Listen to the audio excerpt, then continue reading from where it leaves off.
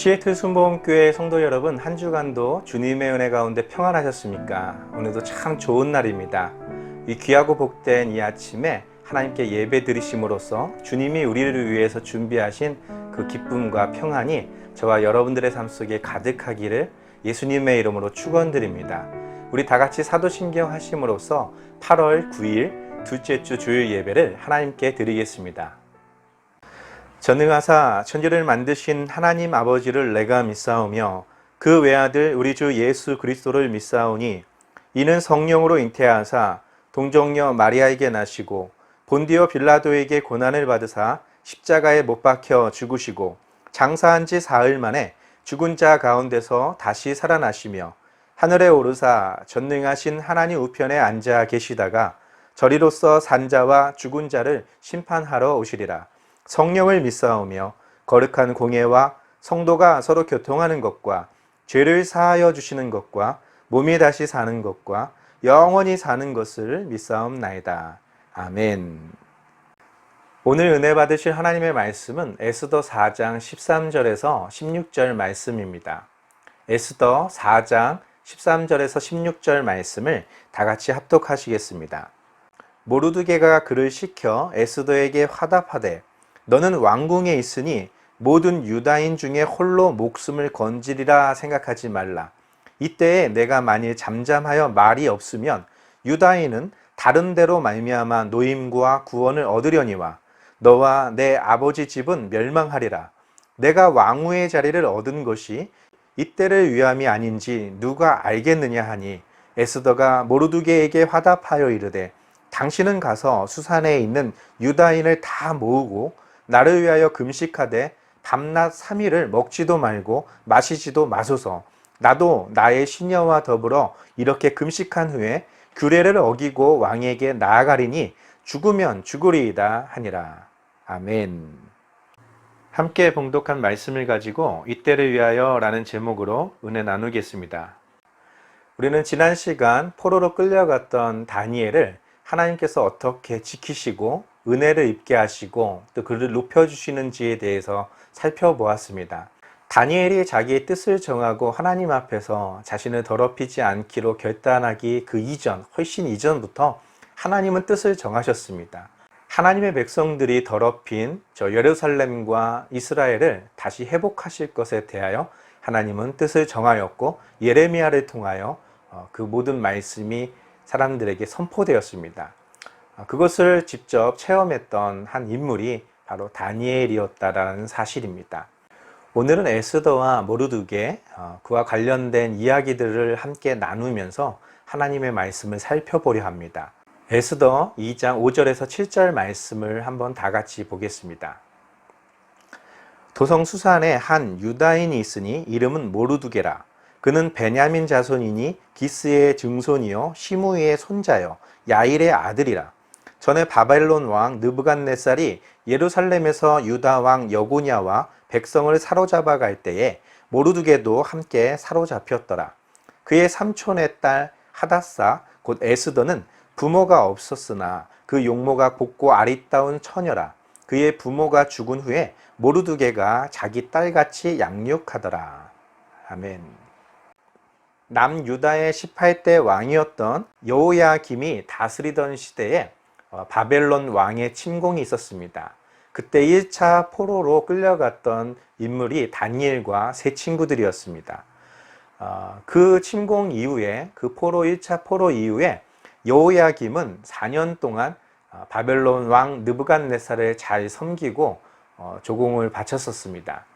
그러다가 그가 어느 정도 왕위에서 튼튼한 어떤 권력을 갖게 되었을 때 느부갓네살을 배반하게 됩니다. 그로 인하여 바벨론의 침략을 받게 되고 결국은 여호야김은 죽임을 당하고 그의 아들 여호야긴이 19대 남유다 왕으로 등극하게 됩니다. 그는 고작 3개월이라는 짧은 시간 이스라엘을 다스리게 되는데요. 결국 바벨론 왕 느부갓네살과 그의 신하들에 의해서 2차 바벨론 포로로 끌려가게 됩니다. 그때 많은 왕궁의 어떤 왕족들, 귀족들, 고관들, 그리고 기술이 많은 사람들도 함께 끌려갔었고, 오늘 성경에 보니까 모르드게도 그때 함께 잡혀갔었다라고 기록하고 있습니다. 그런데 여기서 한 가지 문제가 있습니다. 바로 2차 바벨론 포로가 BC 597년입니다. 이때가 느부갓네살이 즉위한 지 8년째 되는 날이고 여호야긴, 여고냐라고도 하는 여호야긴이 3개월간 이스라엘을 통치했던 그 기간입니다. 그로부터 오늘 에스더가 등장하게 되고 그 에스더가 왕후가 되게 되는 그때가 페르시아의 아하수에르 왕 즉위 7년째 되는 해였습니다. 그때가 BC 486년입니다. 111년이라는 어떤 기간이 지난 것이죠. 그렇다면 모르드게의 나이가 도대체 몇 살인가? 아주 갓난아기 때 갔어도 110세는 훨씬 넘었을 나이입니다. 그렇다면 에스더의 나이는 또 어떻게 우리가 생각할 수 있습니까? 이 부분 때문에 에스더의 역사성에 대해서 많은 학자들이 의심을 하고 이것은 어떤 한 예화처럼 어떤 허구적인 어떤 이야기를 적은 것이다 라고 말하고 있지만 지금도 이스라엘 백성들은 그 불임절이라고 하는 그 절기를 지키면서 이 에스더서에 나왔던 이 모든 것들이 자신들의 역사임을 믿고 간직하고 있는 귀한 성경입니다. 그러면 이걸 어떻게 설명할 수 있을까요? 여러 가지 가능성은 있습니다. 그 첫 번째는 모르드게가 아주 어렸을 때, 아주 어린 나이에 갓난아기 때 포로로 끌려갔는데 자기의 삼촌이 나중에 태어난 거죠. 지금은 별로 그런 일이 없지만 우리나라에서도 보통 조카가 더 나이가 많고 삼촌이 더 어린 경우, 뭐 아주 꼬마인 경우 이런 경우들도 과거에는 종종 있었습니다. 그와 마찬가지로 이제 이 시대 때에도 모르드게가 바벨론 포로에서 살고 있을 때, 그 점점 성장하고 있을 때, 그가 이제 어른이 되었을 때 이제 삼촌이 태어났을 수도 있습니다. 그리고 그 삼촌이 이제 자라서 결혼을 하고 아주 늑둥이로 딸을 낳았는데 그 딸이 에스더일 수 있습니다. 어느 정도 이제 나이의 갭을 줄일 수 있는데요. 근데 보통 그 젊고 아름다운 그 처녀들을 온 페르시아 지역에서 모집해다가 왕후를 뽑았던 걸로 생각해 본다면 20대, 30대까지의 나이로 좁혀지기는 좀 무리는 있습니다. 그래서 이것을 어떤 학자들은 이렇게 해석을 하고 있습니다. 모르드게가 포로로 끌려갔다라는 이것이 모르드게를 말하는 것이 아니라 모르드게의 집안이 끌려갔다. 그때 모르드게의 집안이 바벨론이라는 곳에 정착하게 되었다라는 것으로 이해하는 그런 해석입니다. 그런 해석은 그 앞절에 나와 있던 베냐민 자손 중에 기스의 증손 그리고 시므에의 손자 야일의 아들인 모르드게에 대하여 설명을 하고 있었기 때문입니다. 그때 바벨론 왕 여호야긴 여고냐가 포로로 끌려갔을 때 이 모르드게의 집안도 함께 포로로 끌려갔었다라는 표현으로 이해할 수도 있습니다. 이것을 뒷받침해 줄 수 있는 한 구절을 한번 찾아본다면 예레미야의 글이 아닐까 생각이 됩니다. 예레미야 29장 4절에서 7절 말씀을 한번 보겠습니다. 만군의 여호와 이스라엘의 하나님께서 예루살렘에서 바벨론으로 사로잡혀 가게 한 모든 포로에게 이와 같이 말씀하시니라. 너희는 집을 짓고 거기에 살며 텃밭을 만들고 그 열매를 먹으라.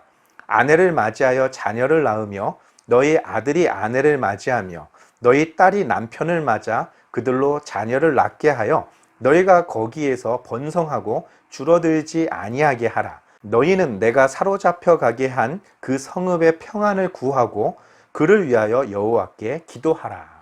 아멘. 바로 예레미야는 포로로 끌려갔던 이스라엘 백성들에게 말씀하고 있습니다. 하나님이 70년이라는 기간을 주셨기 때문에 그 후에 너희가 이곳으로 다시 돌아오게 될 것이다 라는 명령과 함께 너희는 그곳에 가서 집을 짓고 살고 그곳에 텃밭을 가꾸어서 그 열매를 먹고 살며 너희 아들과 딸들이 아내와 남편을 맞아 자녀를 낳고 그 땅에서 번성하고 줄어들지 않도록 하라는 그런 말씀이었습니다. 또 아주 중요한 구절은 내가 너에게 가게 한 그 땅에서 그 성읍의 평안을 위해서 너는 나에게 기도해야 된다 라고 말씀하셨는데 바로 그 기도가 오늘 에스더가 말한 그 죽으면 죽으리다 라고 했던 그때의 금식 기도가 아니었을까 하는 그런 생각도, 그런 추론도 해볼 수 있습니다. 아무튼 모르드게와 에스더는 바벨론에서 1차 포로 귀환과 2차 포로 귀환 사이에 있었던 아하수에로 왕 때의 이야기를 다루고 있습니다. 아하수에르 왕은 와스디라는 아주 아리따운 그런 왕후가 있었습니다. 그가 고관들과 많은 백성들과 함께 잔치를 베풀고 있었을 때 와스디 왕후도 여인들과 함께 잔치를 베풀고 있었습니다.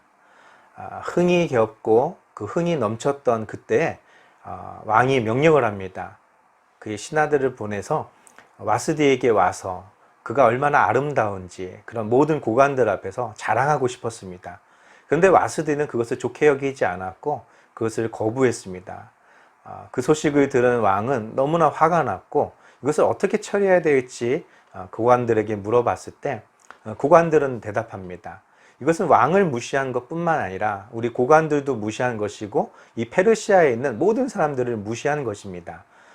이 와스디라는 황후가 했던 이 행동이 페르시아에 있는 여인들에게 소문이 난다면 그들 역시도 자신의 남편을 업신여기고 그 말을 듣지 않게 될 것입니다 라고 하면서 즉시 왕후의 자리에서 그를 패하고 가두어 둘 것을 그렇게 왕에게 조언했습니다.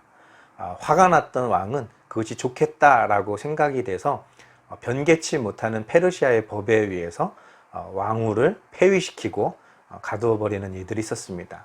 그로부터 한 4년이라는 시간이 지났고 왕이 와스디가 생각이 나고 있을 때 그것을 눈치챈 신하들은 왕후가 만약에 복귀가 된다면 자신들의 목이 달아나기 때문에 왕에게 간청합니다. 왕은 페르시아 전국에서 아리따운 처녀들을 불러다가 그 중에서 왕이 가장 마음에 드는 사람으로 왕후의 자리에 앉히는 것이 좋겠습니다 라고 간청을 했고 왕은 또 그것이 좋겠다라는 생각을 하게 됩니다.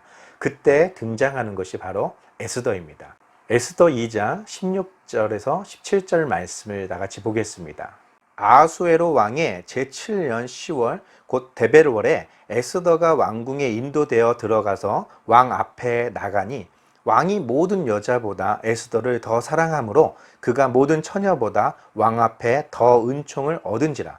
왕이 그의 머리에 관을 씌우고 와스디를 대신하여 왕으로 삼은 후에 왕의 눈에 에스더가 가장 아름다웠고 페르시아 전역에서 뽑아들인 그런 아리따운 처녀들 중에서 에스더를 가장 사랑했었습니다. 결국 에스더는 와스디를 대신해서 왕후의 자리에 앉게 됩니다. 그때 모르드게는 왕궁의 입구를 지키는 그런 관리였었습니다. 왕은 황후를 다시 맞이한 그 기쁨으로 많은 잔치를 베풀었고 그렇게 잔치에 흥이 젖어 있을 때 아하수에르 왕의 내시들과 그런 반역의 세력들이 왕을 암살할 그런 계획을 짜고 있는 것을 모르드게가 우연히 알게 됩니다. 그래서 급하게 그 에스더에게 그 말을 전했고 에스더는 왕에게 그 말을 정해서 그 모반을 꾸몄던 그들을 장대 높은 곳에 달아서 죽이는 일들이 있었습니다. 그 모르드게의 일을 왕의 그런 일지에 기록을 해 두었다라고 성경에 말을 하고 있죠. 모르드게가 이런 공을 세웠지만 아하수에로 왕은 너무나 화가 난 나머지 그들을 죽이는 일에만 몰두해 있었습니다. 그리고 아무 일도 없었다는 듯이 시간은 많이 지나갔죠.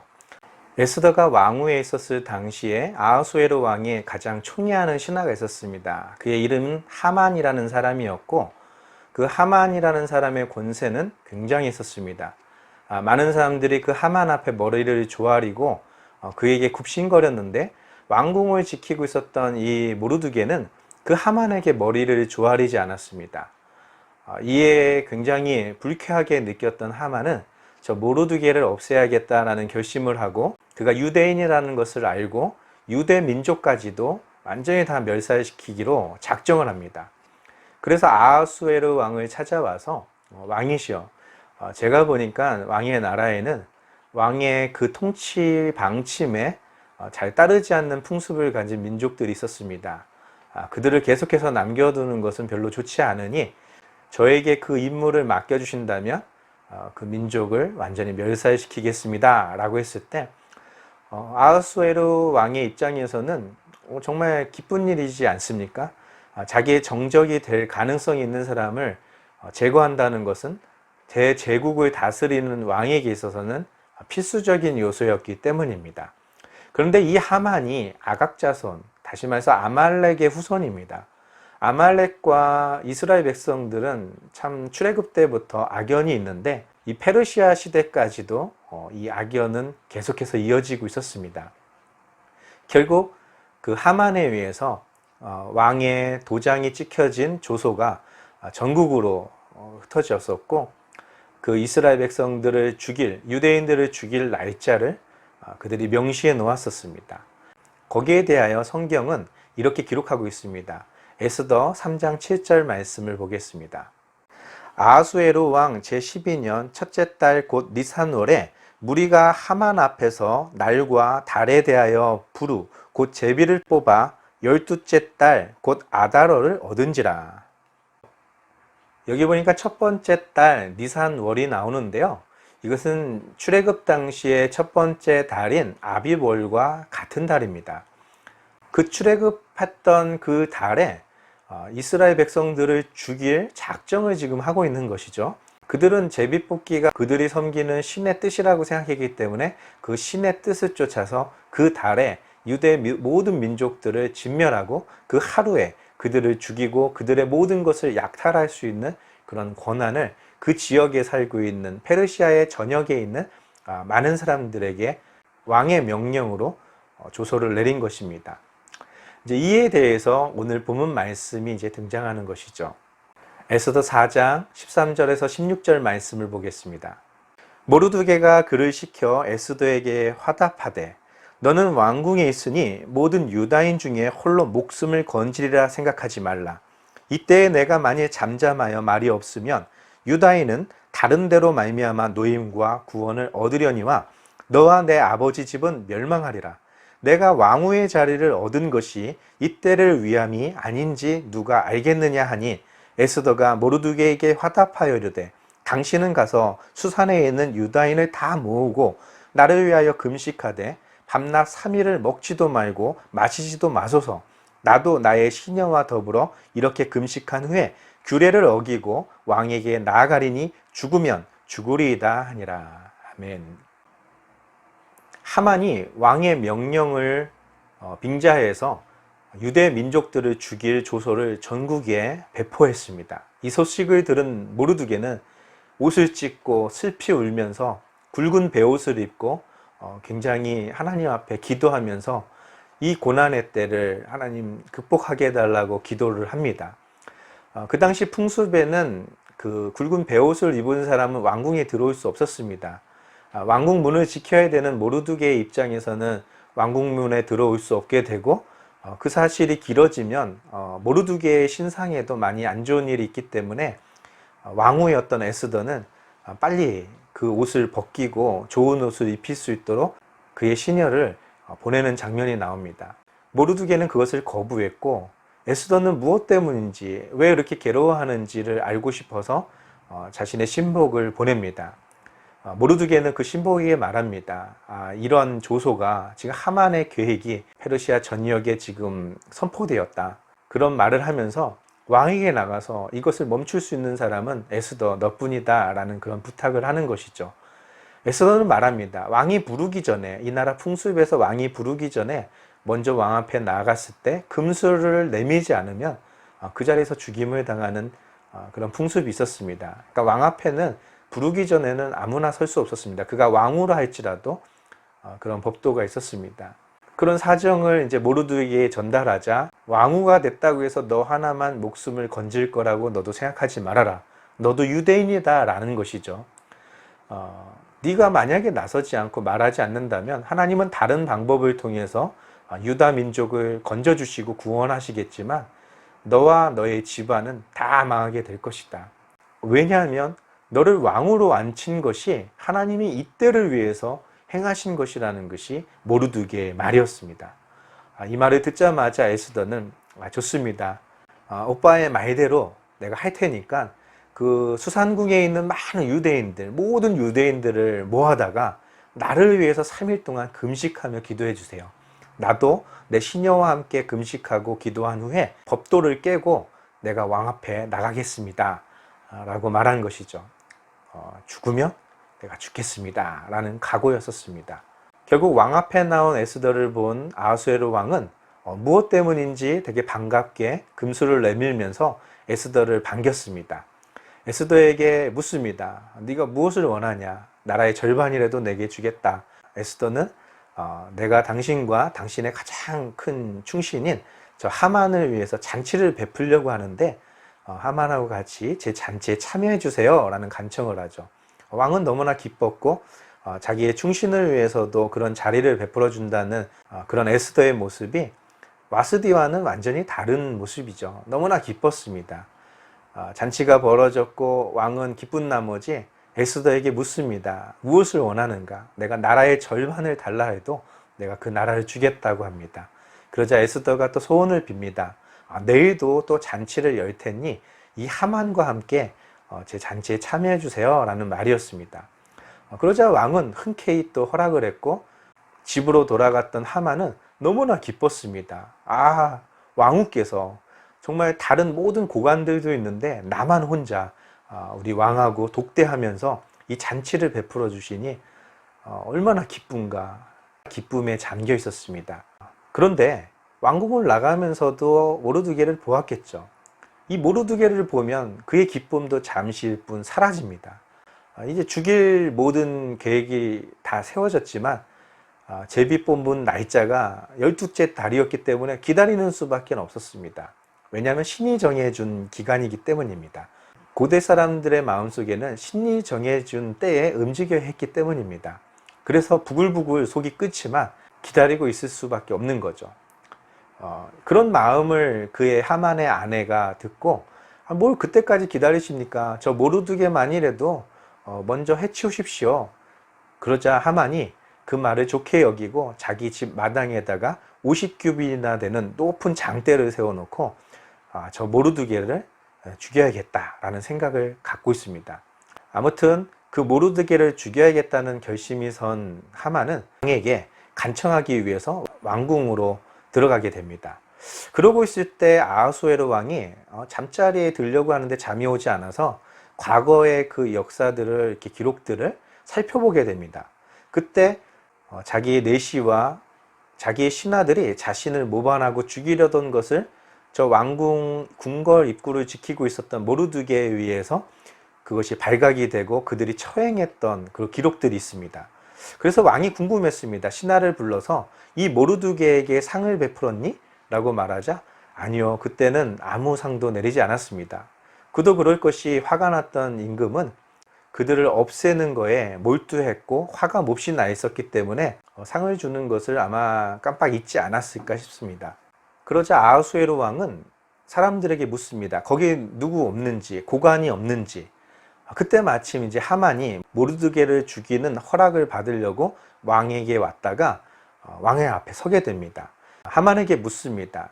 왕에게 굉장히 충성했던 그런 신하에게 어떤 상을 내리는 것이 좋을까라는 질문을 합니다. 그때 하만은 스스로 생각하기를 왕이 가장 기뻐하는 신하라면 자신이라는 생각을 했기 때문에 머리를 굴려서 생각해 본 것이 왕의 옷을 입히시고 왕이 타고 다니는 말을 가장 지위가 높은 신하가 끌게 해서 왕이 높이고자 하는 자는 이같이 된다라고 외치게 하십시오 라는 말을 했습니다. 그 주인공이 자기가 될 거라고 생각했었죠. 그러자 왕은 그것을 기쁘게 여기고 하만에게 명령을 내립니다. 너는 즉시 나의 옷을 저 모르드게에게 입히고 나의 말을 태우고 네가 그 말을 끌고 다니면서 왕이 높이고자 하는 자는 이렇게 된다 이렇게 외치고 돌아올 것을 명령합니다. 영문을 몰랐던 모르드게는 불편한 가운데 아마 그 성을 돌았겠지만 그 말을 끌고 다녔던 하만은 너무나 몹시 분해서 집으로 돌아와 버렸습니다. 그런데 이제 에스더가 베풀었던 잔치가 열릴 시간이 되어서 왕이 찾는다는 어떤 소식이 전갈이 왔고 하만은 분하고 원통하지만 또 왕의 잔치에 참여할 수밖에 없어서 달려갔습니다. 잔치자리에서 또 왕이 묻습니다. 에스더 왕후여, 내가 당신에게 무엇을 줄까? 나라의 절반이라도 원한다면 내가 내어주겠다라고 말하자 에스더가 왕이여, 나의 목숨과 나의 민족의 목숨을 내게 주십시오. 누군가가 나와 내 민족의 목숨을 노리고 있습니다. 그들을 죽이기로 작정하였습니다. 그 말을 듣자 몹시 화가 났습니다. 누가 감히 왕후의 목숨을 노리고 왕후의 가족들을 그 목숨을 노리고 있는가? 라고 묻습니다. 그러자 에스더는 바로 저기 있는 저 하만입니다. 라는 말을 하게 되고, 그 말을 들은 아하수에로 왕은 몹시 화가 났습니다.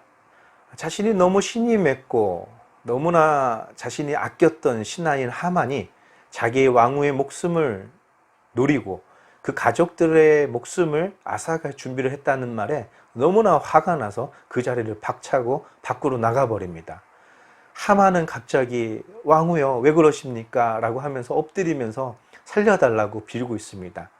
이제야 깨달은 거겠죠. 왕후가 유다인이었구나 라는 생각에 벌벌 떨면서 그의 발을 붙잡고 간청하기 시작합니다. 아하수에로 왕이 다시 돌아왔는데 하만이 에스더 왕후를 덮친 것으로 오해했습니다.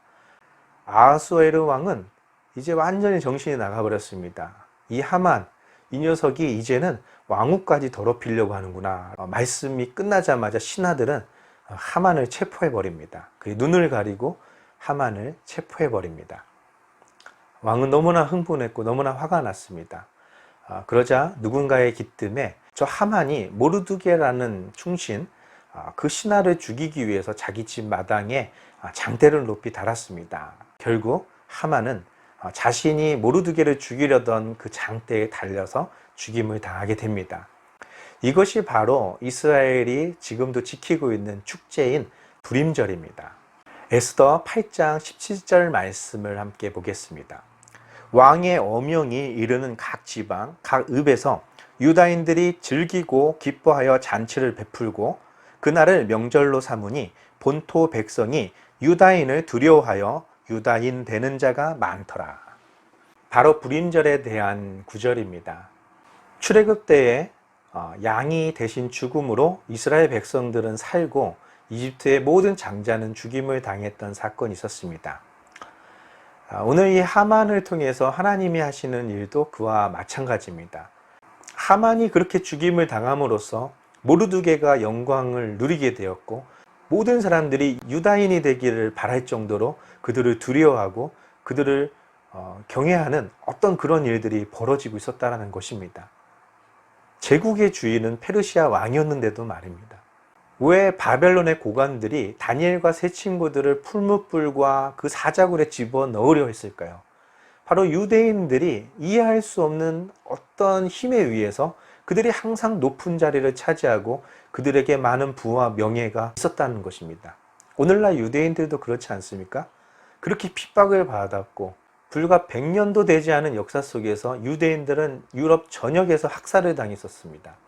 그런데 전 세계 모든 부가 지금도 유대인들에게 있지 않습니까? 그럼 왜 그럴까요?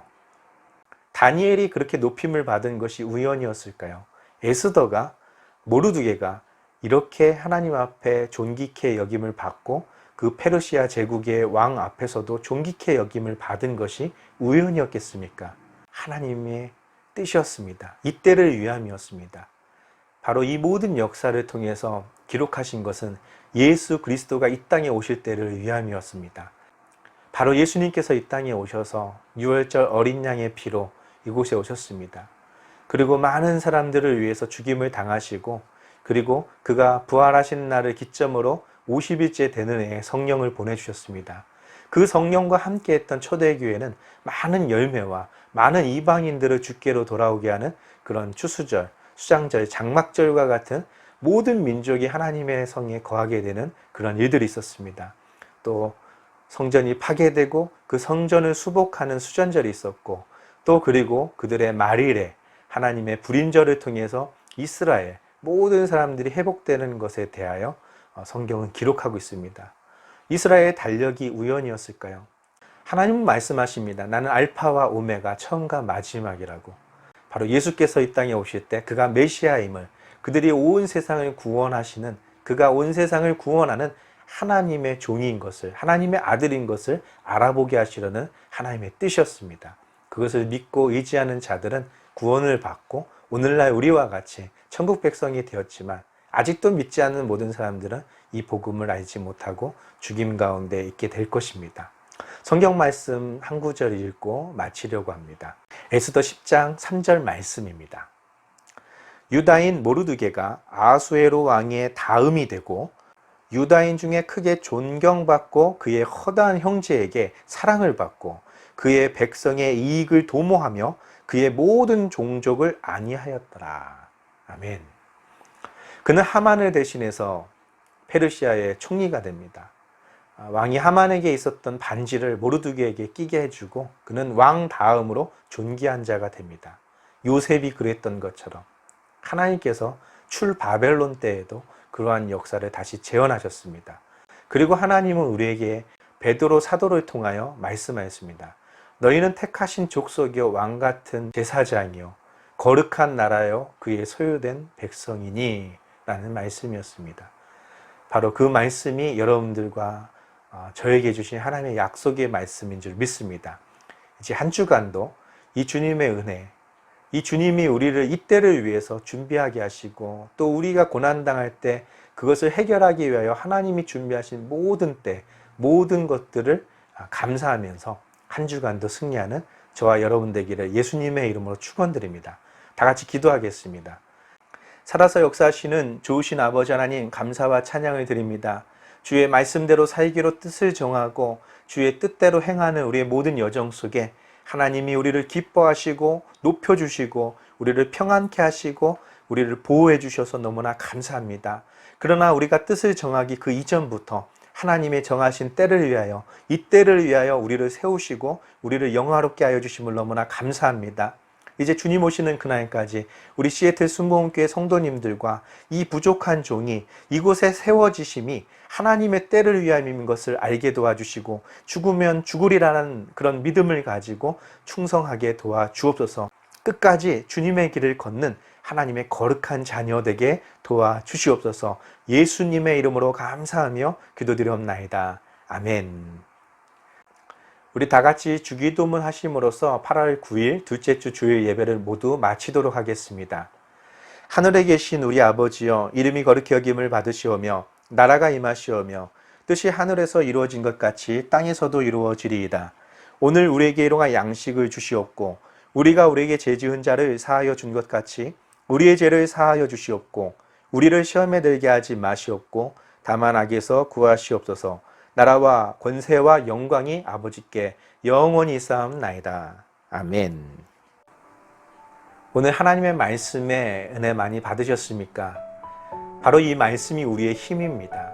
우리가 뜻을 정하고 죽으면 죽으리라 각오를 하고 나갈지라도 그것이 하나님의 뜻이 아니고 하나님의 인도하심이 아니라면 우리의 죽음도 헛것이며 우리의 노력과 우리의 결단도 모두 물거품이 될 것입니다. 그러나 하나님의 은혜와 그 사랑이 우리가 했던 이 작은 믿음의 고백일지라도 다니엘을 높여주심 같이 에스더를 통하여 유다 백성들을 살려주셨던 것처럼 우리를 통하여 역사하십니다. 근데 그것보다 더 중요한 것은 하나님의 뜻은 창세부터 지금까지 예수 그리스도를 통하여 모든 것들이 정해져 있다라는 것입니다. 지금 우리가 살고 있는 시대도 많이 어렵고 힘든 것은 사실이지만 이 힘들고 어려운 때를 위해서 우리에게 믿음을 주시고 교인으로서 성도로서 삶을 살아가도록 하나님이 인도해 주셨습니다.